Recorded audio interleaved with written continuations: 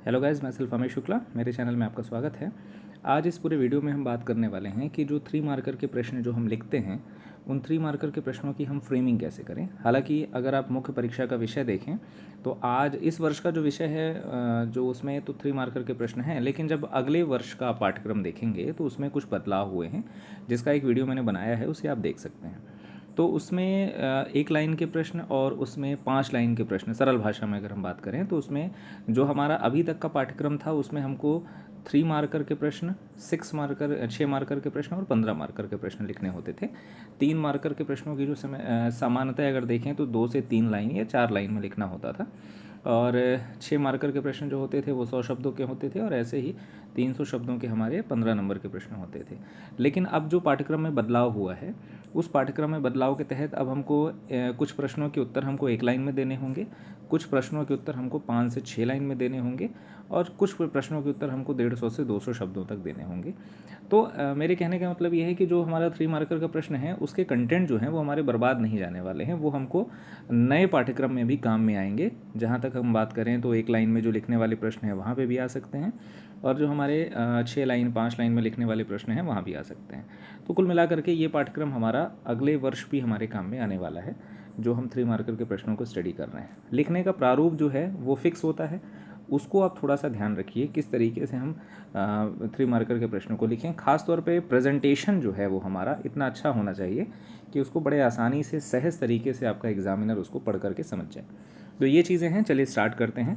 कुछ प्रश्नों को हमने लिया है रैंडम तरीके से, जो कि भारतीय इतिहास से ही संबंधित हैं, और इसमें हमने ज़्यादा जोड़ दो दिया है, वो हमने प्रेजेंटेशन पे दिया है। कंटेंट तो हमारा या स्टैटिक ही रहता है, वो तो चाहे आप सीधे लिख दें, चाहे आप उसको प्रेजेंट करके अच्छे से लिखें, कंटेंट में कोई खास बदलाव होता नहीं। तो इसको समझेंगे। प्रश्न एक बार पूछा गया था, बाबर के द्वारा लड़े गए प्रमुख युद्ध। इसको आप चाहें तो सीधे तौर पे भी लिख सकते हैं। पहला युद्ध हो गया, उसमें 21 अप्रैल 1526 को पानीपत का प्रथम युद्ध, इसमें ये पराजित हुआ, ये इस तरीके से भी लिखा जा सकता है। चाहे तो इसको इस तरीके से फ्लो डायग्राम बना करके भी लिख सकते हैं, जैसा मैंने लिखा है। बहुत सारे लोग इसको इस तरीके से भी रिप्रेजेंट करते हैं, फ्लो डायग्राम बना करके। तो ये कोई सेट पैटर्न नहीं है, आप अपने हिसाब से जैसा भी आपको सहज लगे उस तरीके से आप प्रेजेंट करिए। आप जानते हैं बाबर के द्वारा 4 प्रमुख युद्ध जो हैं वो लड़े गए थे। पहला युद्ध जो था वो 21 अप्रैल 1526 को लड़ा गया था, जिसको हम पानीपत के प्रथम युद्ध के नाम से जानते हैं। खास बात यह है कि इसमें लोदी वंश का पतन हो जाता है और मुगल वंश की नींव पड़ती है। तो मैंने यहाँ पे 21 अप्रैल 1526 लिखा, फिर मैंने लिखा इसको पानीपत का प्रथम युद्ध कहते हैं। उपाधि इसमें धारण की थी बाबर ने कलंदर की, ये उसका प्रमुख फैक्ट है, इसलिए मैंने इसको ऐड कर दिया इसमें। और फिर अंतिम में मैंने लिख दिया लोदी वंश का शासक इब्राहिम लोदी पराजित होता है। सरल शब्दों में लिखिए, सामने वाला व्यक्ति समझ जाए कि आप बताना क्या चाह रहे हैं। बहुत ज़्यादा इसमें एक्सप्लेनेशन का नहीं रहता है कि मतलब आप हर एक चीज़ बिल्कुल एक्सप्लेन करके लिखिए, ज़रूरी नहीं है, क्योंकि एक्सप्लेन के लिए आपके पास 6 नंबर और 15 नंबर के प्रश्न हैं। तो कई बार ऐसा भी पूछ लेता है कि बाबर के पानीपत युद्ध, ऐसा करें मतलब पानीपत का प्रथम युद्ध, ये भी आ सकता है। तो जब आएगा तो उसको थोड़ा सा 1-2 लाइन आप और डिटेल कर सकते हैं। जैसे पानीपत का प्रथम युद्ध अगर आप लिखेंगे तो आप पहले ये बता सकते हैं कि इस युद्ध से मुगल वंश की नींव पड़ती है और सल्तनत काल का अंत होता है, ऐसा करके बता दीजिए। फिर आप 21 अप्रैल 1526 बताइए, फिर पानीपत के युद्ध में जो उपाधि धारण की कलंदर की, ये बताइए। फिर इसमें विशेषता भी बता सकते हैं, जैसे तुलुगमा नीति इसकी प्रमुख विशेषता होती है, बाबर ने इसमें तुलुगमा नीति का प्रयोग किया था, इस तरीके से आप उसको एक्सप्लेन कर सकते हैं। तो कुल मिला के जब वो सिंगल पूछा जाएगा तो थोड़ा सा पॉइंट बढ़ जाएंगे, 1-2 पॉइंट बढ़ जाएगा उसमें, तो उसको भी अपन अलग से लिखेंगे। चूँकि अभी ये प्रश्न था इसलिए मैंने इसको कम शब्दों में बेहतर तरीके से लिखने का प्रयास किया है। तो प्रथम युद्ध हो गया पानीपत का 21 अप्रैल 1526, उपाधि कलंधर, लोदी वंश का शासक इब्राहिम लोदी। द्वितीय युद्ध जो है मार्च 1527, खानवा के युद्ध है, उपाधि गाजी, चित्तौड़ नरेश राणा सांगा को पराजित करते हैं। और तृतीय युद्ध जो है जनवरी 1528 में लड़ा जाता है, चंदेरी का युद्ध है, शासक मेदिनी राय रहते हैं, और इसमें कोई उपाधि खास धारण करते नहीं हैं। चतुर्थ युद्ध जो है वो घाघरा का युद्ध होता है, इसमें बिहार और अफगान की जो संयुक्त सेना होती है महमूद लोदी के नेतृत्व में लड़ी जाती है, वो पराजित हो जाती है। 6 मई 1529 को ये युद्ध जो है वो लड़ा जाता है। तो इस तरीके से आपने बता दिया बाबर जो है वो कौन से 4 प्रमुख युद्ध जो है वो लड़ता है। अब है अगला चौसा का युद्ध। जैसे ये युद्ध है, ऐसे सिंगल भी पूछा जा सकता है, जैसे अभी मैं चर्चा कर रहा था पानीपत का युद्ध, तो आप उसमें बताइए कि 27 जून 1539, चूँकि यहाँ चौसा के युद्ध की बात हो रही है, तो आपको ये बताना होगा कि हुमायूं और शेर खां, कुछ लोग इसको ऐसे भी लिख सकते हैं कि मुग़ल सम्राट या मुग़ल शासक हुमायूं और बिहार बंगाल के शासक शेर खां, ऐसा भी लिखा जा सकता है। क्योंकि यहाँ मैं जल्दी जल्दी में सिर्फ नाम आपको बताने का, तो इसको थोड़ा सा आप व्यवस्थित तरीके से लिख सकते हैं। फिर ये चीज़ बताना जरूरी है, बक्सर के निकट चौसा नामक स्थान पर युद्ध हुआ। क्यों? क्योंकि चौसा के बारे में हो सकता है, क्योंकि यहाँ पे स्पष्ट नहीं है चौसा, इसलिए बताना यहाँ जरूरी है। बक्सर के निकट चौसा नामक स्थान पर युद्ध होता है जिसमें हुमायूं पराजित होता है। इस युद्ध के बाद शेर खां ने शेर शाह की उपाधि धारण की। अब चूंकि ये इसकी सबसे विशेष बात रहती है, एक तरह की इसकी विशेषता है चौसा के युद्ध की, कि इसी युद्ध के बाद जो है शेर खां जो है वो शेर शाह की उपाधि धारण करता है। इसलिए ये बताना जो है अति आवश्यक है। इस जब अपन 3 मार्कर का क्वेश्चन इसका लिखेंगे तो हमेशा ये चीज़ ध्यान रखिए कि जब कोई सिंगल युद्ध पूछा जाता है तो उसमें अगर कोई विशेष बात जुड़ी हुई है तो वो ज़रूर बताइए उसको, क्योंकि उसके नंबर जो हैं वो प्लस होते हैं। लेकिन ध्यान रखिए शब्द सीमा भी आपको दिमाग में रख करके चलना है। फिर अगला है पालखेड़ा का युद्ध। जैसे ये है 1728 मराठा शासक बाजीराव प्रथम और निजामों के मध्य हुआ। परिणाम इसमें होता है निजाम पराजित होते हैं और संधि जो होती है मुंशी शिवगांव की संधि होती है। अब इसमें इस संधि के बारे में बताने की आवश्यकता नहीं है, इसमें आप मुंशी शिवगांव की संधि बता सकते हैं। कुछ एक आध लाइन अगर आप बताना चाहें अपनी तरफ से, अगर आपके पास समय रहता है तो बता दीजिए, वैसे इसमें आवश्यकता नहीं है।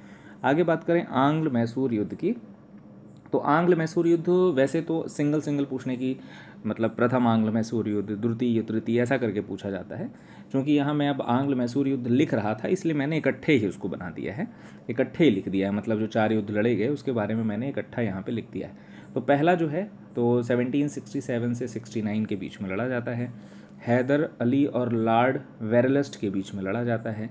मद्रास की संधि से युद्ध समाप्त होता है। मराठों और निजामों से संधि कर अंग्रेज़ों ने हैदर अली के खिलाफ युद्ध प्रारंभ किया।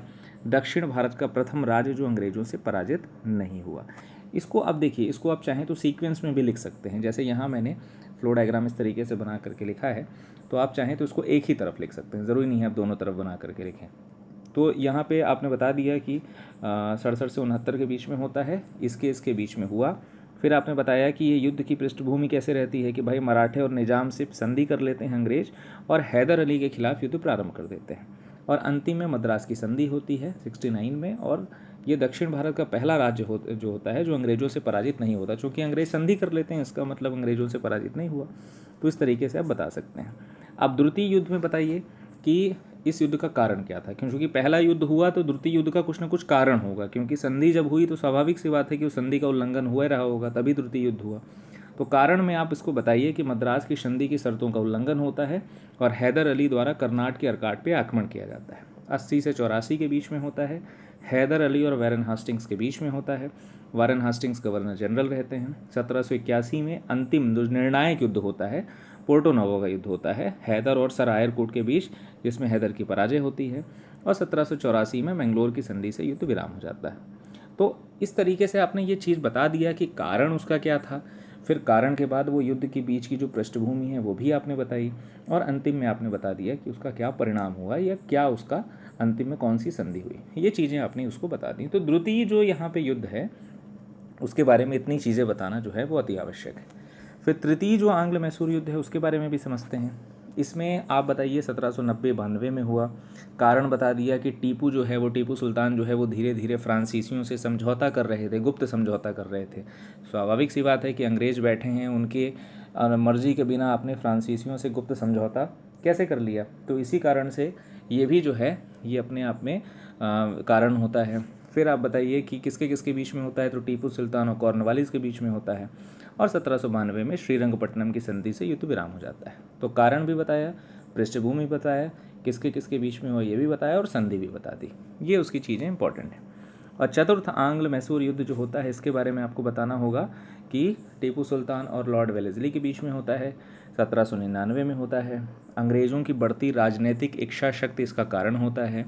और 4 मई 1799 में टीपू सुल्तान की संयुक्त सेना हार जाती है और टीपू सुल्तान की इसी में मृत्यु हो जाती है। चूँकि मृत्यु हो गई तो मैसूर वंश समाप्त हो जाता है और वहीं का जो पूर्व का वंश होता है वाडियार वंश, उसको शासन सत्ता सौंप दी जाती है। तो अब वाडियार वंश जो है वो अब यहीं पे मैसूर में शासन करने लगता है। तो इस तरीके से आपने बताया मैसूर युद्ध। ध्यान रखिए जब कभी भी कोई युद्ध बताइए तो उसका कारण जरूर बताइएगा, क्योंकि 3 मार्कर के प्रश्न में कारण मतलब ऐसा रहता है। क्योंकि मैंने जो पिछली मुख्य परीक्षाएं दी हैं उसमें जब मैंने कॉपी अपनी देखी थी तो उसमें ये मुझे समझ में आया कि जहाँ जहाँ मैंने कारण नहीं लिखे थे तो मुझे वहाँ पे कम नंबर मिले। तो ये चीज़ ध्यान रखिएगा, कोई भी युद्ध पूछा जाता है तो उसमें कारण जो है वो ज़रूर बताइए, कारण बताइए, अगर संभव हो सके तो उसका परिणाम भी बताइए, एक लाइन में। ध्यान रखिएगा, एक लाइन से अधिक आपको नहीं बताना है। आंग्ल मराठा संघर्ष की अगर हम बात करें तो आंग्ल मराठे संघर्ष में वैसे तो ये प्रश्न जब आएगा तो प्रथम आंग्ल मराठा युद्ध, द्वितीय, तृतीय ऐसा करके पूछेगा। मैंने यहाँ चूँकि मैंने बताया कि वो पूरा मैं कवर करने के चक्कर में मैंने एक साथ ही लिख दिया है। तो प्रथम आंग्ल मराठा संघर्ष ये काफ़ी बड़ा हो गया है, इसको मैंने पॉइंट में बनाने का प्रयास किया है। 1775 से 82 सूरत की संधि से प्रारंभ होता है। पेशवा माधवराव और अंग्रेज गवर्नर वॉरेन हेस्टिंग्स के बीच में होता है ये संघर्ष। ये प्रथम आंग्ल मराठा युद्ध की बात हो रही है। फिर अगला है 18 मई 1775 में आरस के मैदान में अंग्रेजों से मराठों की पराजय हुई और 1776 में पुरंदर की संधि संपन्न होती है। 76 में ध्यान रखिएगा पुरंदर की संधि होती है।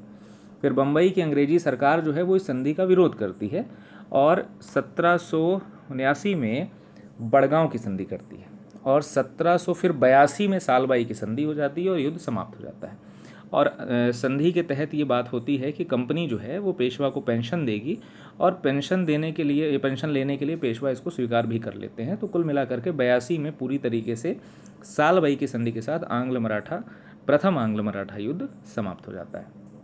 तो प्रथम आंग्ल मराठा युद्ध में आपने सबसे पहले बताया कि शुरू कब हुआ, किसके किसके बीच में हुआ, शुरुआती युद्ध जो है वो किसके बीच में लड़ा गया, मतलब एक तरह से आपने बता दिया कि कारण क्या था उसका, क्योंकि पुरंदर की संधि संपन्न होती है एक तरह से यही कारण था, क्योंकि पूना की जो बम्बई की जो अंग्रेजी सरकार थी वो इसका विरोध कर रही थी। हो गया, विरोध चालू हो गया और वहीं पे एक संधि होती है और फिर अंत में फिर एक संधि के माध्यम से पेशवा को पेंशन दे दिया जाता है। तो अंतिम प्रभाव भी आपने बता दिया कि ये पेंशन जो है वो देना स्वीकार होता है, सालबाई की संधि यहाँ पे संपन्न होती है। तो प्रथम आंग्ल मराठा संघर्ष इस तरीके से रहता है। द्वितीय जो आंग्ल मराठा संघर्ष है वो 1803 से 5 के बीच में होता है। बसीन की संधि से प्रारंभ होता है। 1803 से 5 में बसीन की संधि होती है। इस समय पेशवा रहते हैं बाजीराव द्वितीय, अंग्रेजी गवर्नर जॉर्ज बार्लो रहते हैं, इनके साथ एक सेनापति रहते हैं आर्थर वेलेस्ली। ध्यान रखिएगा, आर्थर वेलेस्ली रहते हैं।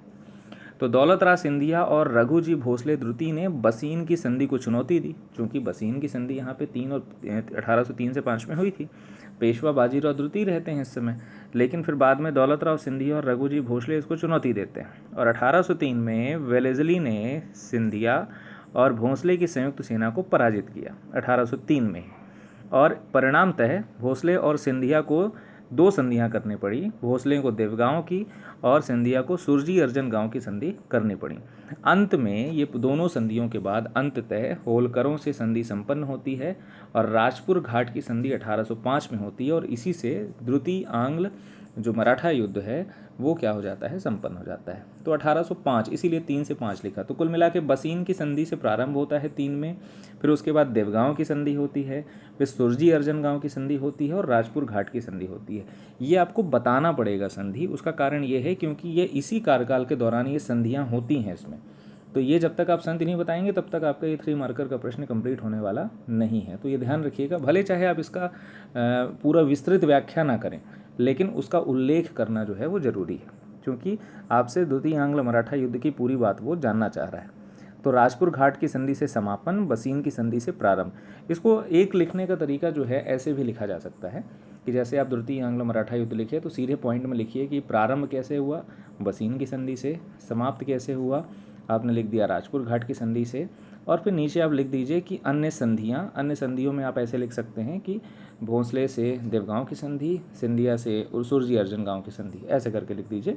फिर लिख दीजिए कि किसके किसके बीच में हुआ, तो अंग्रेजी governor George Barlow, Arthur Wellesley तथा पेशवा बाजीराव द्वितीय, इस टाइप से ऐसा लिख करके इसको शॉर्ट में इस तरीके से भी लिखा जा सकता है, लेकिन थोड़ा प्रभावकारी मुझे नहीं लगा, इस कारण से मैंने इसको इस तरीके से लिखा। तो आप इसको इस तरीके से भी प्रेजेंट कर सकते हैं। तृतीय जो हमारा आंग्ल मराठा युद्ध है 1816 से 19 के बीच में होता है। बाजीराव द्वितीय और लॉर्ड हेस्टिंग्स के मध्य होता है। कारण इसका होता है कि हेस्टिंग्स उस समय अपनी दमनात्मक नीतियां जो हैं वो काफ़ी ज़्यादा बड़े पैमाने पे कर रहे थे। खासकर उनका दमनात्मक नीतियों में जो सबसे इम्पोर्टेंट काम उनका था वो था पिंडारियों का दमन। तो पिंडारियों का दमन जो था, पिंडारी एक तरह से मराठे के अंतर्गत लूट मार की गतिविधियाँ करने वाले लोग होते थे। मतलब मराठों ने ही उनको पाल करके रखा था। तो जैसे ही इनका दमन होता है तो उसका प्रभाव मराठों पे भी पड़ता है। तो बाजीराव द्वितीय और लॉर्ड हेस्टिंग्स के मध्य जो है वो ये तृतीय आंग्ल मराठा युद्ध लड़ा जाता है। पूना की संधि हो जाती है, पेशवा पद को समाप्त कर दिया जाता है और समस्त राज्य को बम्बई प्रांत में मिला दिया जाता है। तो इस तरीके से आपने देखा कि तृतीय आंग्ल मराठा युद्ध जो है पूना की संधि से समाप्त हो जाता है और पेशवा का पद जैसे ही समाप्त होता है तो पूरे साम्राज्य को बम्बई प्रांत में मिला दिया जाता है। तो ये आपका हो गया आंग्ल मैसूर माफ़ करिएगा आंग्ल मराठा संघर्ष। अगले हैं रामदास, संत रामदास। तो इस तरीके से आप इसको प्रेजेंट कर सकते हैं। 2-3 चीज़ें इसमें लिखनी है। सबसे पहले तो उनका संप्रदाय, ये सबसे इम्पॉर्टेंट है, धरकरी संप्रदाय से संबंधित है। फिर मूल नाम अगर है तो नारायण सूरजी पंत इनका मूल नाम था। प्रमुख रचनाएं इनकी दाशबोध है और ये शिवाजी के समकालीन थे। एक बिंदु मैं यहाँ पे ऐड कर सकता हूँ, शिक्षा, मतलब इनकी जो संत रामदास की जो प्रमुख शिक्षा थी वो क्या थी। जैसे अगर एकेश्वरवाद की स्थापना की बात अगर ये करते थे तो वो भी आप लिख सकते हैं इसमें। अगर ये निर्गुण ब्रह्म की उपासना पे बल देना चाहते थे तो आप वो भी लिख सकते हैं। हालांकि सबका लगभग एक ही जैसा फैक्ट हमको देखने को मिलता है, तो ये चीज़ आप यहाँ पे एक्स्ट्रा ऐड कर सकते हैं। मैंने नहीं किया, आप कर सकते हैं, ये यहाँ पे ऐड किया जा सकता है। तो ध्यान रखिएगा, रचनाएं अगर आपको और पता है तो लिख सकते हैं। मुझे दशबोध याद थी इसलिए मैंने लिख दिया। अगर आपको और पता हो तो आप इसको भी ऐड कर सकते हैं। कोई अगर विशेष फैक्ट हो रामदास जी के संदर्भ में तो आप उसको भी इसमें ऐड कर सकते हैं। लेकिन ध्यान रखिएगा, संप्रदाय लिखना अति इंपॉर्टेंट है। मूल नाम अगर है तो वो लिखिए, किसके समकालीन थे ये भी लिखिए। रचनाएं तो खास तौर पे महत्वपूर्ण है, इसको नहीं छोड़ा जा सकता। मतलब ये बिंदु जो हैं वो आपको लिखने ही लिखने हैं। इससे इतर अगर आपके पास कोई ऐसा पॉइंट है तो उसको आप लिख सकते हैं। अगला अगर हम देखें तो अष्टप्रधान, अगला जो बिंदु है हमारा अष्टप्रधान है। अष्टप्रधान के बारे में आप जानते हैं कि मराठा साम्राज्य के जो संस्थापक थे, प्रथम शासक शिवाजी हैं, इन्होंने ही अष्टप्रधान का सृजन किया था। तो पहले तो आपने ही बता दिया कि भाई किसने किया था, फिर बताया क्यों किया था। मतलब राजा की सहायता के लिए एक मंत्री परिषद थी जिसको हम अष्टप्रधान कहते थे। तो क्यों किया, राजा की सहायता के लिए। फिर इसकी प्रकृति कैसी थी, अस्थायी प्रकृति थी, मतलब स्थायी पद नहीं था, अस्थायी थी। प्रशासन में इनकी भूमिका जो होती थी सलाहकारी, सलाहकारी का मतलब है कि सलाह देने के लिए ये बैठाए गए थे। सर्वोच्च पद इसमें पेशवा होता था और नागरिक और सैनिक मामलों का ये सर्वोच्च अधिकारी होता था। अन्य पद में अमात्य, वाक्यान्वित, सुमंत। अब ध्यान रखिए यहाँ मैंने 3 ही पद लिखे हैं। अष्टप्रधान है तो टोटल 8 लोग होंगे। इसमें आप चाहें तो आप इसमें सभी का लिख सकते हैं नाम, मतलब जितने भी पद हैं उन सभी का लिख सकते हैं। जितना लिखेंगे उतना प्रभावकारी होगा, क्योंकि सामने वाला व्यक्ति अगर आपसे अष्टप्रधान के बारे में पूछ रहा है तो उसको ये जानना लाजमी है कितने सारे पद वहाँ पे सृजित थे अष्टप्रधान के अंतर्गत। चूँकि मैंने 3 लिख करके आधे लिख दिया है, आप चाहें तो यहाँ बाकी जो शेष बचे हुए पद हैं उनके बारे में लिख सकते हैं, उसका एक अच्छा प्रभाव पड़ेगा। अगला जो है संत ज्ञानेश्वर है। तो इनके बारे में कोई खास चीज़ नहीं है, सिर्फ आप जन्म लिखिए। अगर आपको स्पष्ट जिला पता है तो ठीक है, नहीं तो राज्य लिख सकते हैं। फिर जो कौन सा संप्रदाय है, तो वारकरी संप्रदाय के संस्थापक सदस्यों में से एक हैं। मराठी साहित्य और महाराष्ट्र में भक्ति आंदोलन का जनक कहा जाता है। और अंतिम बात, मराठी भाषा में गीता पर ज्ञानेश्वरी नामक टीका इन्होंने लिखा। तो ये इनके बारे में सबसे जो खास बातें हैं वो लिख दीजिए। कुल मिलाकर के 3 से 4 बिंदु इनके बारे में लिखा जा सकता है। अगला है आनंद मठ। आनंद मठ जो है बंकिम चंद्र चट्टोपाध्याय द्वारा रचित उपन्यास है। मूलतः किस भाषा में है, बंगाली भाषा में। चूँकि ये प्रीलिम्स में बहुत क्वेश्चन आता था तो इसलिए ज़रूरी है कि भाई ये किस भाषा में लिखा गया ग्रंथ है। तो मूलतः बंगाली भाषा में, ये चीज़ ध्यान रखिएगा। फिर है वंदे मातरम, जो राष्ट्रीय गीत हमारा है वो इसी का अंश है। सन्यासी विद्रोह की घटना पर आधारित है, ध्यान रखिएगा, सन्यासी विद्रोह जो होता है उसी की घटना पर आधारित है। इसे स्वाधीनता संग्राम का जीवन बंद भी कहा जाता है।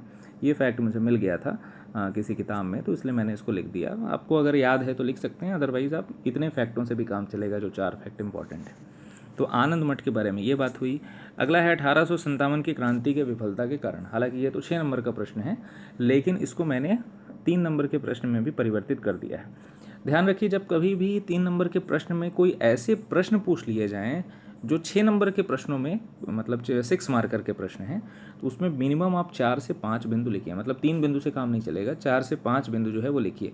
इसका मैंने देखा है एक अच्छा प्रभाव जो है वो पड़ता है और इससे काफ़ी अच्छे नंबर मिलते हैं।